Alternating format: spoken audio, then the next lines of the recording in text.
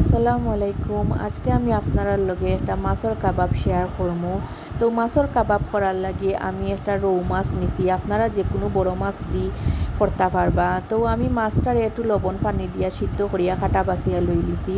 আর কাবাবটা সফট হওয়ার লাগি দুইটা আলুও ইউজ করছি। আর এখন আমি এক এক করিয়া সব মশলা এড করলাম, আর একটা মিক্স মশলাও এড করলাম, এটা আমি বাসাত বানাই।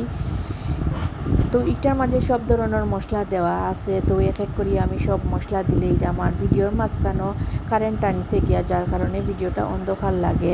আর একটু পেঁয়াজ কুচি আর একটু কাঁচামরিচ কুচি এড করলাম, আর এখন একটু রসুন বাটা আদা বাটা দিলে এরম দেখা যায় সব মশলা দিলে কাবাবটা একটু গ্রানটা বালা আয়।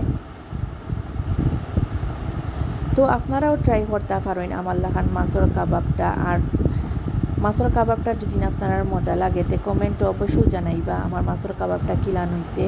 আর অনেক সময় দেখা যায় তেলের মাঝে মাছের কাবাবটা দিলেইলে পানি ছাড়িলায়, যার কারণে কাবাবটারে টাইট রাখার লাগি 2 চামচ কর্নফ্লাওয়ারও আমি ইউজ করছি।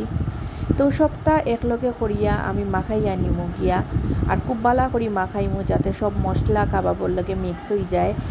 আর এখন আমি একটু টেস্টিং সল্ট, সয়া সস আর একটু ধনিয়া পাতা দিয়া কাবাবর শেপ দিলেইমু। আর ইনো আমার 30টার মতন কাবাব রেডি হয়েছে। তো আপনারা ট্রাই করবা বাসাত মাছের কাবাবটা, আর আমারে কমেন্ট করিয়া অবশ্যই জানাইবা আপনার আর কিলান লাগছে।